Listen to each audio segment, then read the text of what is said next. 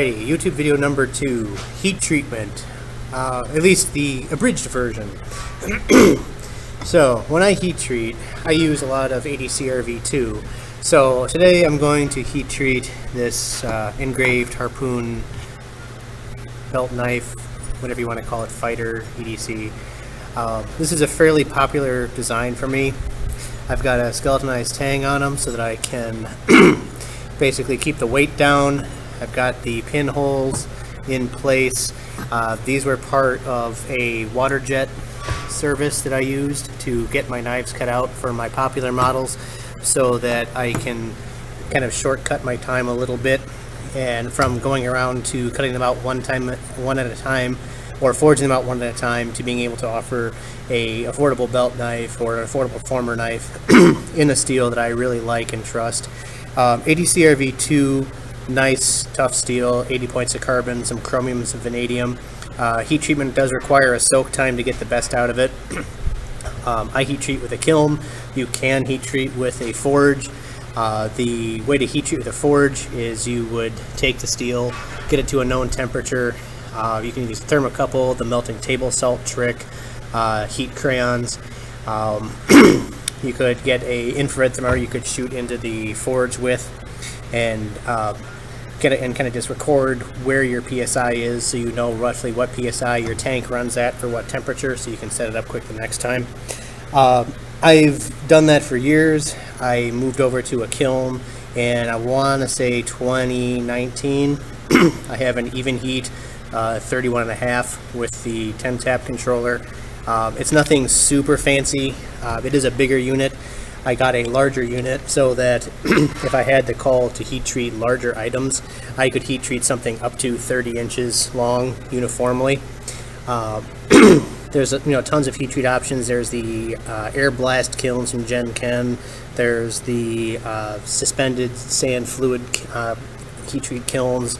There's paragons. I mean, take your flavor. Kiln is whatever you prefer. I went with a heat treat kiln from Even Heat because I was able to get a decent deal on one at the time. They had the size I wanted. It was in stock. It shipped quick, and it just timed out perfectly. So when I heat treat, a few things to be aware of. There's a debate between heat treat at full thickness, at like blank stage. I don't think I have a blank around here to show you, but at profile, where none of the bevels are ground in, like none of this geometry is there yet. And then there's the heat treat at a close to finish edge.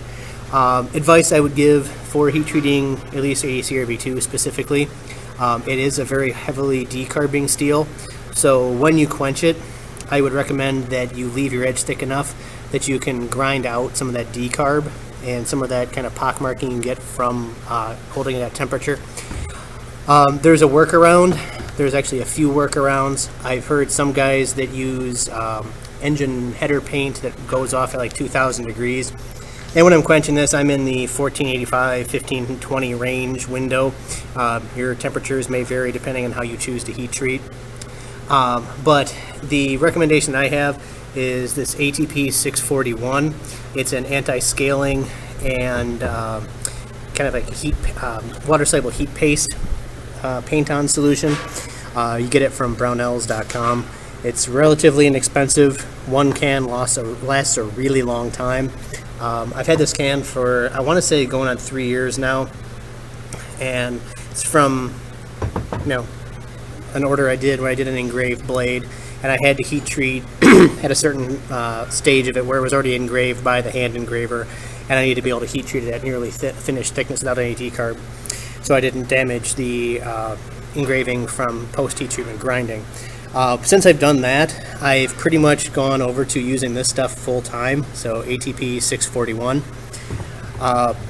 It lets me heat treat at a darn near finished bevel. This is actually a bit thick for what I normally heat treat at, so that's way thicker. This is like if I was going to quench without the anti-scale. I just coat them uniformly no matter what now, because it makes so much difference. You can grind these things up to 600 grit, do some hand rubbing, coat it in the ATP 641, let it cure. It can be used wet or dry. I like to let it cure before I quench it. And then you can go into quench in your oils. I recommend Park's AAA.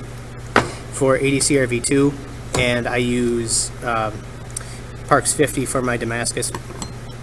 But going to be heat treating a few knives today, so this stuff works really nice. I just get a brush, so these little cheapo brushes, get it kind of dabbed in there, brush it off, and then just coat the knife in it. And I go back to about the first pinhole in it, and then I just go down the bevel and paint it on. Cover any of the surfaces that I don't want to worry about heat scaling on. And the thinner it is, the better, because you're not trying to like coat the stuff in a refractory, you're just trying to give it a scale coating to protect it from any of that hot oxidation. And I want to get it inside that engraving. This was the prototype burn for the two Cerakoted knives I posted around a few months ago. I think it was come back 2.5 months ago now. They were Cerakoted like a flat dark earth with the engraved micarta handles. This was the practice blade that I brought up as a proof of concept for that retail client. So this one will be done, heat treated, and available at Midwest Firefest. It'll have the same engraving. It's a little bit bigger than the later engraving is. And it's got a little bit different handle thickness. The later handles are a bit thicker. The first run handle, same engraving, same micarta texture. It's that overlapping shape like that. I engraved it on the back of the tang so that if I did different handle scales with different textures of all the same material, I could find that blade again and I could put the right handle on them. When I do batches, I number them 1, 2, 3, 4 on the handles and the blade. So this is drying. I'll take the phone and I'll go show you what the heat treat is that I do with the kiln. I'm going to hang that in my high-tech blade drying fixture. My high-tech blade drying fixture is just a bench vise with a staple from grass seeding on it. And I'll take you over here to the kiln. The kiln is just your standard 31.5 inch deep, even heat. Inside, I'm going to be, it's not hot yet, I'm going to be heat treating a rare for me to do chef knife. So this is a forged chef knife out of 80 CRV2. As you can see, it is very thin at the edge. It's kind of hard to express how thin it is, but this is basically quenched to, or be quenched at, a edge where I could just grind it, sharpen it, and be done. This will get quenched in Parks AAA, so that's going to go into the kiln against my high-tech holding system of a piece of steel, along with that other harpoon, and that'll be quenched in some Parks 50, Parks AAA, sorry. That'll get heat treated today, tempered, and be out soon, hopefully. The chef knife is actually one that my friend won in our pumpkin carving contest last Halloween, and I'm very slow at finishing things, so it's just getting done now. The exposure is all goofy because I'm moving. So that is going to be what I'm doing today in this video. I'll fast forward a little bit once I get the heat treat started. I'm not going to make you watch the kiln go to temperature. But today is heat treat day. I'm going to run some more stamps.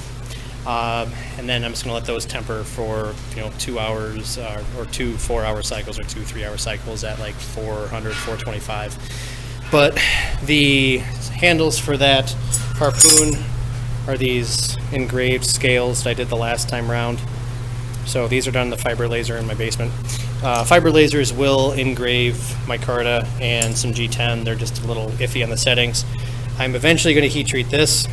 This is a little tiny belt knifey thing that I did out of some of the Damascus. It's on that other upswept harpoon blade I just showed a little bit ago. That's going to get some antler scales. I might do some liners, I'm not really sure. But that's today's plan, is heat treatment and getting those done. I did forge out yesterday a piece of Sanmai Damascus. This is the 324 layer ladder. It's not super well etched. I just did a little etching to see what the color looked like and what the pattern was, so I could get a general idea if I liked it or not. It looks good. I might make that into a chef knife soon. I don't do chef knives much. I'm still practicing them. So if you want me to show you a video on how to forge chef knives correctly, I'm going to have to talk to a few friends of mine and see if I can go to their shop and see how to do it correctly and then show you that video. But In the meantime, I'm doing a few of my own experimentations, having a little bit of fun, and I will circle back here in a few seconds in YouTube time, a couple minutes in real time with the quench and the what it looks like at the end. I am quenching in plastic buckets right now because it is faster for me to transport the oil back here that way. I don't have a steel quench tank set up for those yet. I'm working on one. I've got some material in the works to do that, so I will start having metal quench tanks.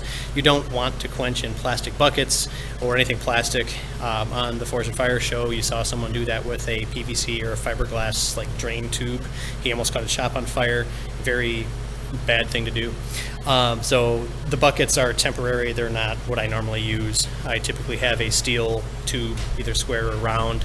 But since I am on summer vacation and I don't have access to my high school metal shop as often because it's 35 minutes one way, 35 minutes back the other way, so I have to plan when I drive down there to do certain things like weld or assemble things or work on stuff, and my time has not been freed up enough for me to be able to do that. So I will be getting a metal quench tank built up here soon, and those will be no longer a thing. So part 2 coming will be the quench and what they look like after heat treat. Okay, the kiln has about 30 to 40 seconds left on its 10-minute hold, and then we're going to quench them down here into that blue bucket at Parks AAA. Again, safety measure, not good to use plastic buckets. I'm working on getting a steel system worked out here shortly, but I'm going to quench the kitchen knife first, and then I'm going to quench the harpoon. I've got a fire brick down below behind the bucket you can't see that I'll be placing them on, not the floor of the shop, for them to come down in temperature a bit. I'll check for straightness after quench. Don't expect any real issues, but if they have issues, I'll straighten them. I'll probably do that off camera just because I haven't really got a great system to hold this camera yet. But they're done. I'm going to go quench them.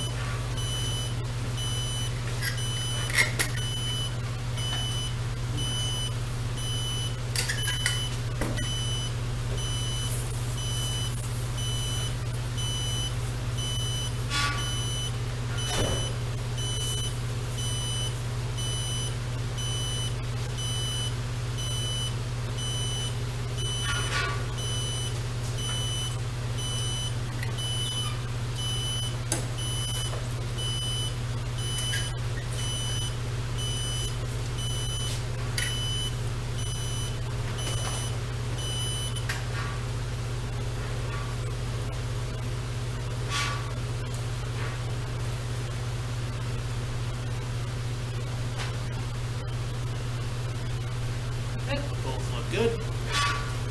So, reason behind the anti-scale is going to be shown here in a second. I'll bring this up and dip it in the water for our oil again.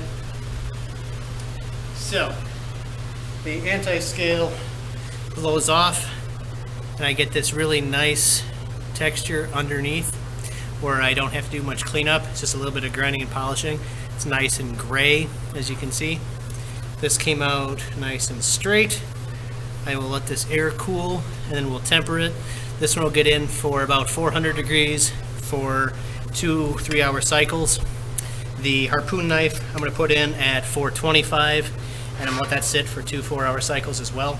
I'm going to do them together, so this one's going to get the 400 degrees, same with the harpoon knife, and then when this one's done, I'll ramp the temperature to 425 for the harpoon. So that's the general reason behind the anti-scale. You get that nice gray texture below.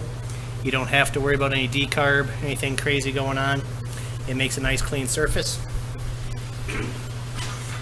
Same thing with the harpoon knife. Came out nice and clean. I'll try to get in front of it so it focuses better. But you can see it's a little bit of modeling. That's not a problem. That comes out really easy, but there's no decarb, there's no bubbling, there's no mess from the grinder causing issues. So I can go up to 120 grit, bleh, and I can quench them after I get that nice anti-scale coating put on. Saves me a lot of work on the back end, and then I can just go on to getting it polished up, cleaned up. The anti-scale actually washes out with water, so I just get water and a brass brush and I'll wash it out of those little recesses where the engraving is, and they'll be nice and clean and I'll have no issues. So that's what I'm doing next.